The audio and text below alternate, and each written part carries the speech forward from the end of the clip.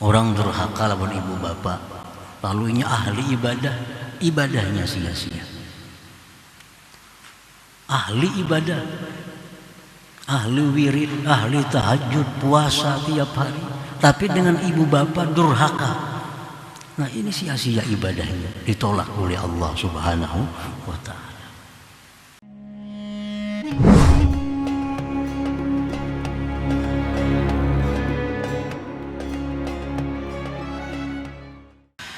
Para muhibbin rahimakumullah, al-hikmatu tsaminah wal 'ishrun ba'dal mi'ah min al-hikamil 'ataiyah. Hikmah yang ke-128 dari Al-Hikam. Qala al-Imam Ahmad ibn Athaillah As-Sakandari rahimahullah wa nafa'ana bi 'ulumihi wa asrarihi. Laula jamilu sitri lam yakun amalun ahlan lil qabul. Yang artinya, jikalau tidak ada keilukan tutupan dari Allah, niscaya tidak adalah amal bisa untuk diterima. Jikalau tidak ada tutupan Allah, tidak adalah amal bisa diterima. Nah, maksudnya adalah laula fadlullah 'alal 'amil lam yakun 'amaluhu ahlan lil qabul. Jikalau tidak anugerah Allah atas orang yang beramal, yang beribadah, jikalau tidak ada anugerah Allah atas orang yang beramal itu, tidak adalah amalnya itu bisa diterima oleh Allah Subhanahu wa ta'ala. Li'anna al-amal alladhi yakunu ahlan lil qabul huwa alladhi tatawaffaru fihi syurutul qabul.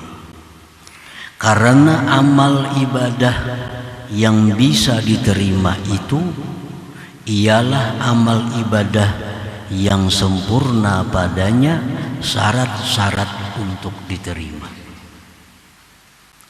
Wa syurutul qabul katsirah, sedangkan syarat-syarat diterima amal itu banyak.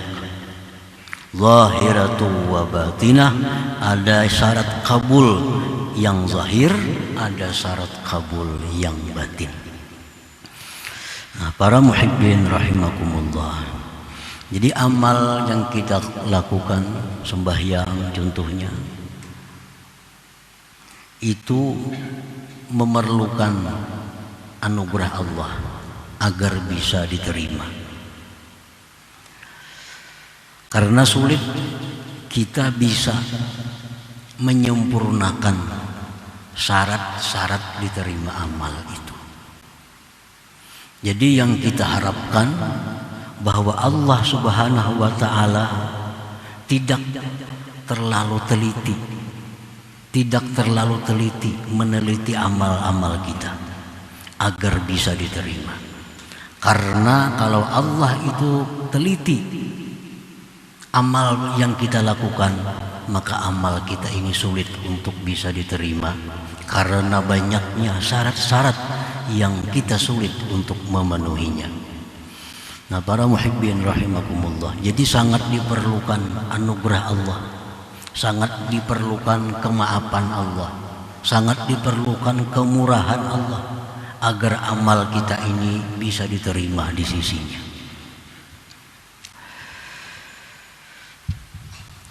Syarat-syarat diterimanya sebuah ibadah ada yang zahir yang mesti kita penuhi, ada yang batin mesti kita penuhi. Az-zahirah, yang zahir contohnya ka'ayyakuna ta'amuhu wa syarabuhu wa libasuhu wa makanuhu halal, bahwa makanannya, minumannya, pakaiannya, tempatnya itu halal. Ini yang zahir.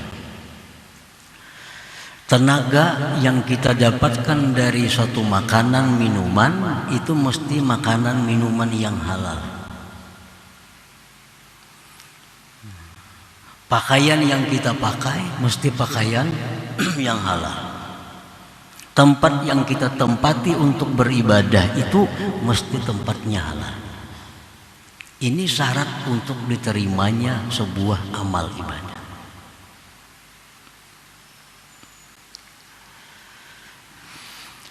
Di dalam sebuah hadis disebutkan, inna lillah malakan ala baitil maqdis yunadi kulla laylah man akala haraman lam yuqbal minhu sarfun wala adal. Bahwasanya Allah Subhanahu wa taala ada mempunyai malaikat yang tempatnya di Baitul Maqdis. Malaikat itu berseru setiap malam. Ujar malaikat itu, barang siapa yang memakan yang haram, tidak diterima baginya ibadah sunat maupun ibadah fardunya. Nah, ini syarat yang zahir. Mesti makanan kita ini halal, minuman kita ini halal. Nah, itu pun kita sudah sulit untuk memastikan bahwa yang kita makan ini halal. Cuma kita hanya berharap, yang didahului dengan kehati-hatian, berharap agar Allah Subhanahu wa taala bisa memaafkan kalau di luar kemampuan kita, di luar pengetahuan kita bahwa yang kita makan itu adalah makanan yang haram. Kita berharap kepada Allah agar makanan-makanan yang tidak sepengetahuan kita, makanan itu haram, bahwa itu bisa ditutupi, dilindungi, dimaafkan oleh Allah, sehingga amal kita ini bisa memenuhi satu syarat dari sekian syarat untuk diterima itu.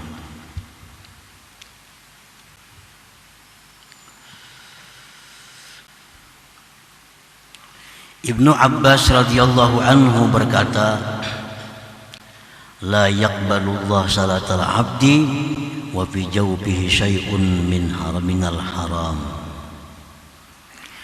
Tidak menerima Allah sembahyang seorang hamba sedangkan di dalam perutnya, dalam rongganya ada sesuatu daripada barang yang haram. Di dalam hadis disebutkan lagi bahwa satu suap makanan yang haram itu mengakibatkan 40 hari ibadah kita ditolak oleh Allah. Nah, demikian sulitnya kita memenuhi syarat-syarat itu.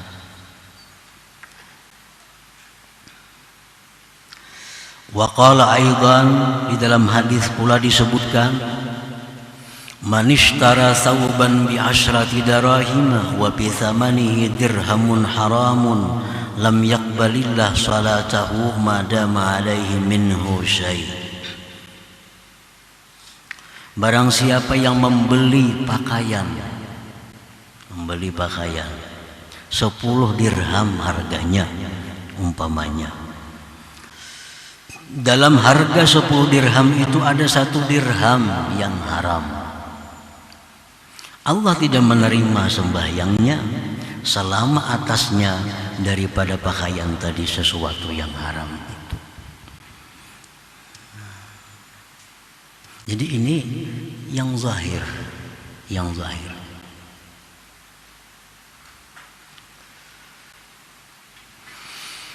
Para muhibbin rahimakumullah, kalau sudah kita nyata-nyata melakukan yang haram, sudah nyata-nyata kita makan makanan yang haram, itu kita kada bisa mengharapkan anugerah Allah untuk bisa diterima, karena sudah nyata-nyata dengan sengaja kita makan makanan yang haram. Yang berharap dapat anugerah Allah ini orang yang sudah hati-hati, orang yang sudah berhati-hati. Tetapi kehati-hatian itu terbatas. Banyak hal-hal yang haram yang tidak diketahuinya, yang di luar dari kemampuannya. Nah, itu yang bisa berharap Allah menerima ibadahnya itu. Itu yang bisa berharap bahwa Allah memaafkannya dari karena memakan yang haram yang di luar pengetahuannya itu, yang di luar kesengajaannya itu. Nah, kalau kita sudah nyata makan yang nyata-nyata hasil yang haram, hasil pakaian didapat dari yang haram, itu kita pakai pakaian yang dari haram ini, kita makan makanan yang duitnya dari yang haram, lalu kita berharap bahwa kita dimaafkan oleh Allah. Nah, itu tidak akan terjadi, tidak akan mungkin. Kalau berharap, berhenti terlebih dahulu, tobat terlebih dahulu, nah berharap kemudian. Para muhibbin rahimakumullah, contohnya yang zahir lagi, syarat kabul itu seperti ridhal walidain, keridhaan dua orang tua kita. Orang-orang yang durhaka kepada ibu bapaknya, ini Allah tidak ridha kepadanya. Ridallah fi ridhal walidain. Keridhaan Allah itu terletak pada keridhaan ibu bapak. Nah, kalau ibu bapak kita atau salah satunya tidak ridha dengan perbuatan kita, tidak suka dengan kelakuan kita, maka ibadah kita pun tertahan, tidak akan bisa sampai ke hadirat Allah, karena ridha Allah tergantung kepada keridhaan mereka. Orang durhaka lawan ibu bapak, lalu ini ahli ibadah, ibadahnya sia-sia. Ahli ibadah, ahli wirid, ahli tahajud, puasa tiap hari, tapi dengan ibu bapak durhaka. Nah, ini sia-sia ibadahnya, ditolak oleh Allah Subhanahu wa ta'ala. Ridha zauj, contohnya lagi yang zahir, ridhanya suami. Nah, perempuan-perempuan, istri-istri yang durhaka kepada suaminya, itu jangan berharap amal ibadahnya diterima oleh Allah sebelum dia mendapat keridhaan dari suaminya.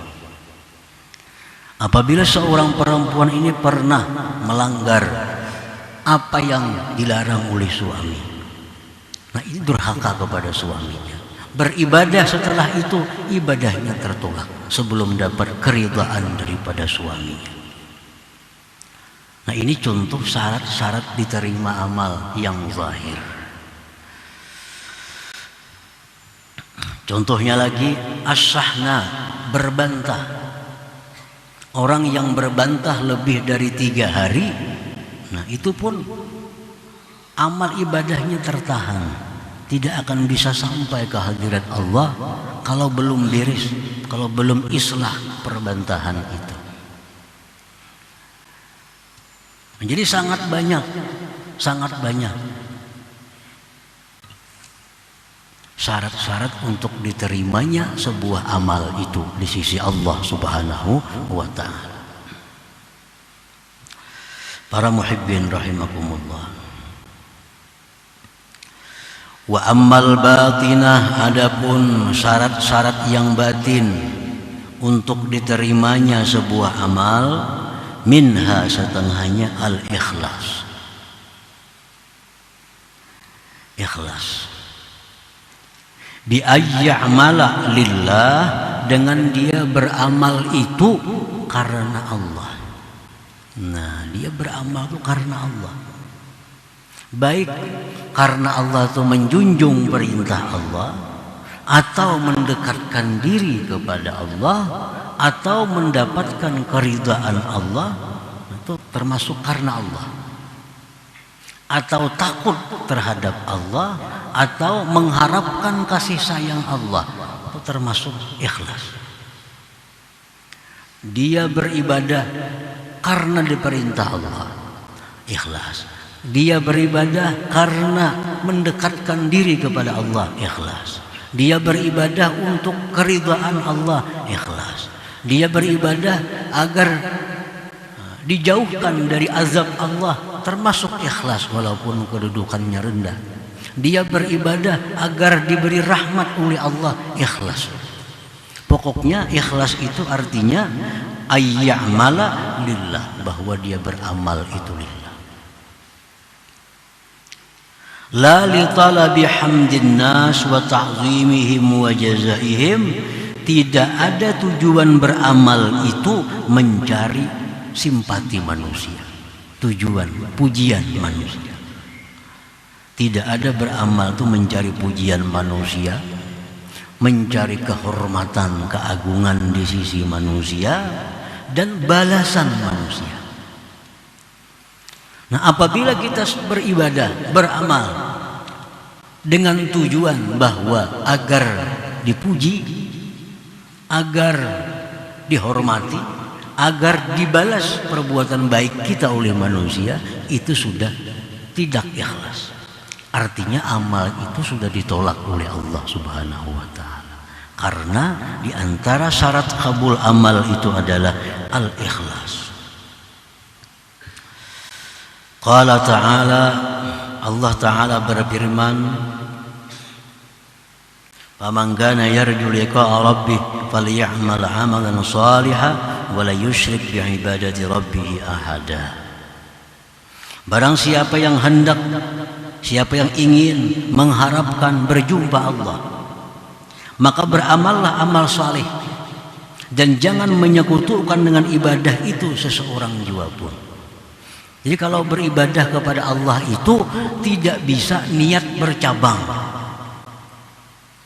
Misalnya beribadah karena Allah dan agar dipuji oleh orang. Nah, itu ngarannya menyekutukan. Dia beribadah karena Allah agar dimuliakan manusia. Rasulullah SAW bersabda, Allah Subhanahu wa ta'ala berfirman, "Man 'amila 'amalan asyraka ma'i fihi ghairi fahuwa lilladzi asyrak wa ana minhu bari." Siapa yang beramal satu amalan, dia sekutukan besertaku pada amalan itu selain aku. Ya tadi, beramal karena Allah sekaligus karena untuk dipuji, untuk dihargai. Nah, Allah Subhanahu wa ta'ala berfirman dalam hadis qudsi, "Fahuwa lilladzi asyrak wa ana minhu bari." Ujar Tuhan, itu hanya untuk sekutuku dan aku tidak akan ikut campur dengan itu. Aku berlepas daripada itu. Jadi Allah Subhanahu wa ta'ala itu kada bisa disekutukan tujuan kita. Kalau tujuan karena Allah, ya karena Allah. Kalau bergabung dengan yang lain, Allah melepaskan diri. Nah, ini syarat kabulnya amal batin. Ikhlas ini kan urusan batin. Para muhibbin rahimakumullah. Wa minha at-tabarri minal hawli wal quwwah bi an la yansubahu ila nafsihi wa hawlihi wa quwwati. Sebagian lagi daripada syarat batin agar amal itu diterima, bahwa yang beramal ini mesti berlepas dari daya dan upayanya. Dia tidak menisbahkan amal itu kepada dirinya dan daya upayanya. Orang yang beramal kada merasa bahwa beramal itu dirinya, tetapi adalah dengan daya upaya Allah. Orang yang beramal ini kada merasa bahwa beramal itu kemampuan dirinya. Nah, makanya dalam surat Fatihah dijelaskan, iyyaka na'budu wa iyyaka nasta'in. Artinya apa? Hanya kepada Engkau kami beribadah, hanya kepada Engkau kami minta pertolongan. Artinya beribadah tapi dengan pertolongan Allah. Artinya memakai aku, tapi aku yang didaya upayakan oleh Allah. Mbak, aku juga usalli, aku sembahyang, jangan ditinggal akunya. Karena dalam surat Fatihah itu na'budu, iyyaka na'budu, itu menunjukkan ada aku. Tapi aku ini, aku yang tidak bisa lepas daripada nasta'in. Aku yang tidak bisa lepas dari daya dan upaya Allah Subhanahu wa ta'ala. Jadi pun orang mengatakan bahwa sembahyang ba aku je syirik, kada ba akuan, kada sembahyang ngarannya. Siapa yang sembahyang? Allah Ta'ala sembahyang. Allah memerintahkan kita sembahyang. Jadi aku sembahyang, cuma aku yang didaya dan upayakan oleh Allah Subhanahu wa ta'ala. Jangan menisbahkan amal kepada diri sendiri.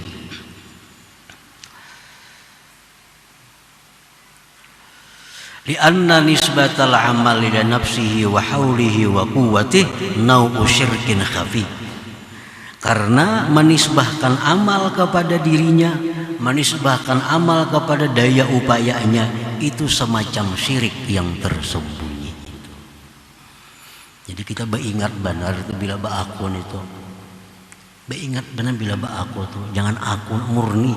Artinya aku itu aku yang didaya upayakan oleh Allah Subhanahu wa ta'ala. Ayo jaba aku puasa, aku bersedekah, aku berzakat, aku berbuat baik, aku menolong orang. Tapi jangan sampai lupa, aku itu aku yang tidak berdaya, aku yang didaya upayakan oleh Allah. Bila kada ingat itunya, nah itu menggugurkan amal, menggugurkan pahala amal.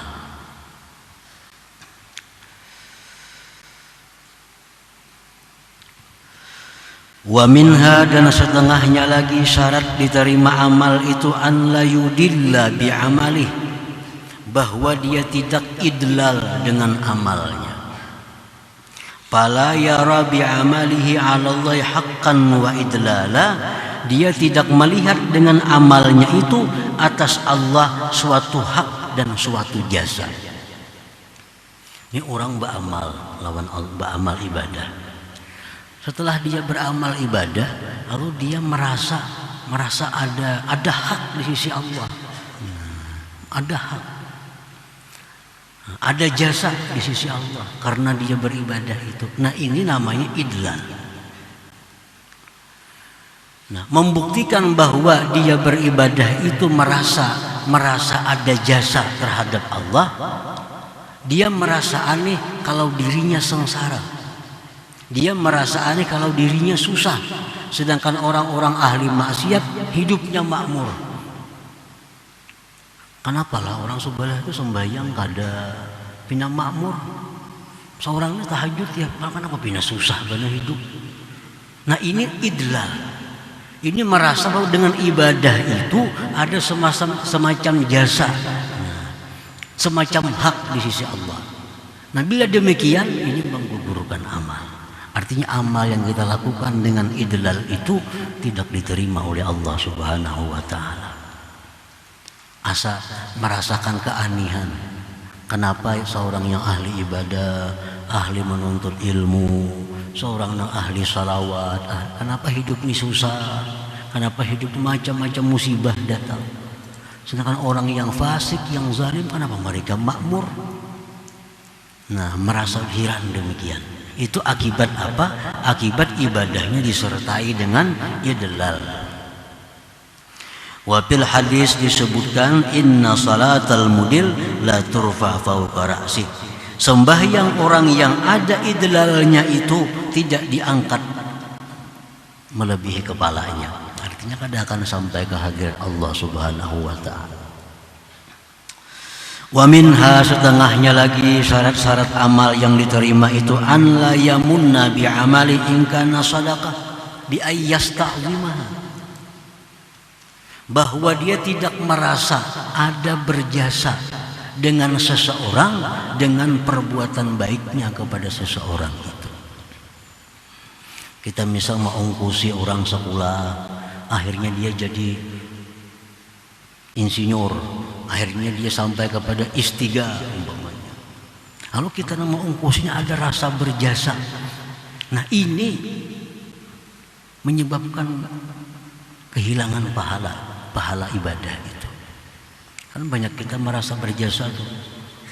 Ini orang ini diungkusi mulai SD sampai SMP, SMA, sampai kuliah jadi sarjana. Sekali jadi sarjana kada hira-hiran lagi lawan seorang nih. Kada hira-hiran lagi. Di hati ada kesal, bah menyesal mau ungkusin itu dulu. Apalagi dipandir itu wah ini dulu ku ungkusi itu. Nah ini man. Bila ada itu sedekah yang berpuluh-puluh tahun itu menjadi hangus. Menjadi hangus, hilang. Allah Subhanahu wa taala berfirman, la tubtilu sadaqatikum bil manni wal adha. Jangan kamu batalkan, kamu hilangkan, gugurkan pahala sedekah kamu dengan man, dengan perasaan berjasa. Nah, para muhibbin rahimakumullah. Nah, ini kita mengetahui syarat-syarat diterima amal ini sangat berat. Nah, syarat-syarat diterima amal ini begitu susah. Jadi kita mengharapkan kepada Allah agar diberi anugerah, agar diberi kemaafan, agar diberi tutupan dari keaiban-keaiban itu sehingga amal kita bisa diterima oleh Allah Subhanahu wa taala.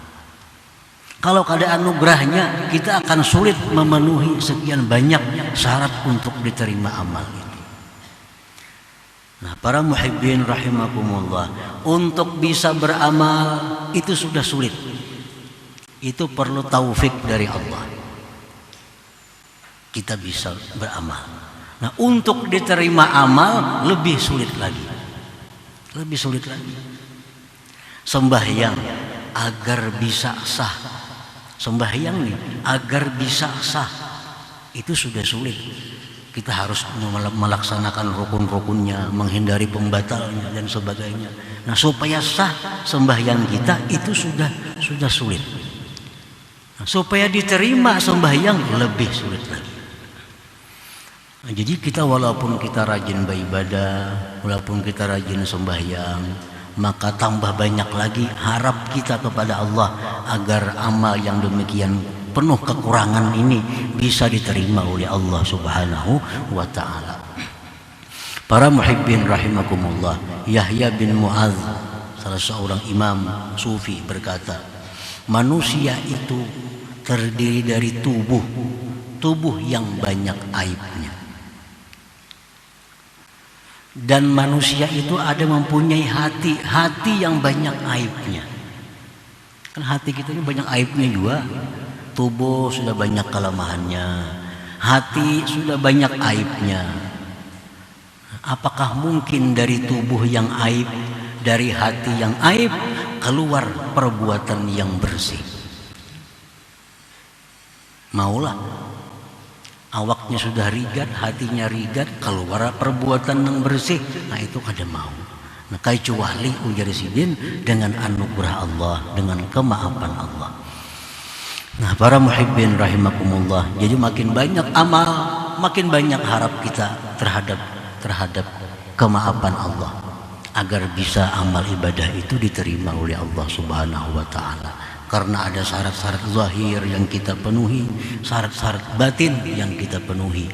Sesudah kita berusaha semaksimal mungkin, nah disitulah kita berharap kepada Allah Subhanahu wa taala.